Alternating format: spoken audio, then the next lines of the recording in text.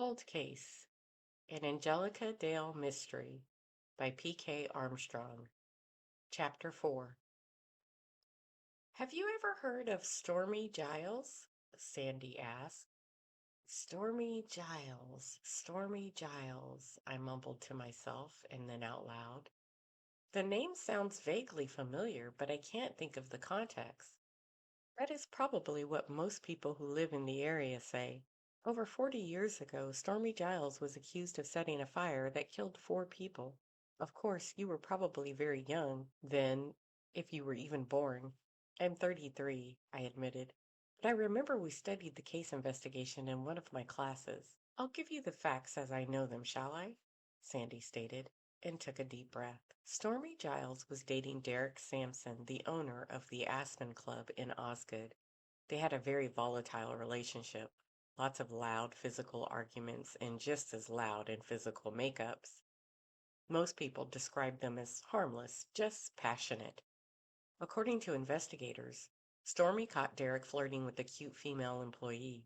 She confronted him about it, delivered a fatal hit over the head in a fit of rage, and set his office on fire. It was closing, so the 3 employees that remained were locking up. Unfortunately, they had already locked up the doors and turned off the lights, and they could not find their way out of the smoke and flames. Besides her boyfriend, 3 young people ages 21 to 28 died in the fire. It was a sensational trial, and the press was brutal. Stormy was labeled a psychotic, narcissistic Black Widow. But she was exonerated after the trial, right? Sandy made a sound akin to a snort. You can't really call it that. She was declared not guilty, but in the eyes of the family and people in the community, she got off because of shoddy work by police and the prosecutor. Stormy tried to recover what was left of her life. She had her parents and her sister who all believed in her innocence, and they tried to encourage her to step out in public and hold her head high, but it came to nothing. 3 weeks after her trial ended, she had a massive stroke. Oh my. That's when we met. She has given me permission to tell you that she is a patient of mine. We met when I was finishing my master's and I used her as a case study. We've sort of become friends. So, what could you possibly need my help with? Do you want me to speak with my mom about her case? No, no, nothing like that. I. Sandy seemed to stall and was clearly uncomfortable with what she had to say. It's okay, Sandy. Just tell me. I promise it's not an imposition, I said reassuringly. Sandy took another deep breath. You see, Stormy called me. I knew something was wrong because her stutter was more pronounced. She said that a man knocked on her door one morning.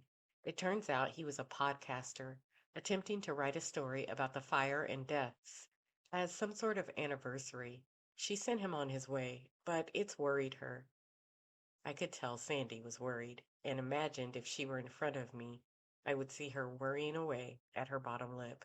She continued, any blog or podcast will simply stir up the public's outrage at the seeming travesty of justice. For Stormy, it would open old wounds and bring up feelings that could destroy her. I don't think she could physically, emotionally, or mentally handle another trial, even if it's a trial in the press. She could just move away, I stated simply. She could, Sandy agreed. But I think the other problem is that she feels a measure of guilt. She feels like she is partially responsible. So, Sandy's voice trailed off. So, I hesitated, not quite sure what Christopher's mother was going to ask of me. I'm wondering if you could investigate. She must have heard my gasp because she paused. My mind began sorting the information about the case I had learned and what Sandy was telling me. I ventured cautiously. If I remember correctly, the evidence leaned toward the circumstantial. She argued with Derek all the time, and it was suspected that she was at the office that day, but she was there regularly. Exactly, which is one of the reasons why the jurors in the case came back with not guilty. So they said after they were interviewed. I know it has been over 40 years and wouldn't expect you to catch the culprit, but even if you just investigate enough to clear her, I think it would go a long way towards keeping her from having another stroke. I could hear the worry in Sandy's voice again. I was thinking of taking it on. I admit maybe it was the case, but more than likely I was impelled to help because it was Sandy who was asking. She's important to you. It wasn't a question, and Sandy said nothing, waiting for me to come to my own decision. I will do some preliminary work and see if there is anything I can do. Sandy was apparently holding her breath. She let it out slowly, loudly. Thank you, Angel. I will accept whatever decision you make.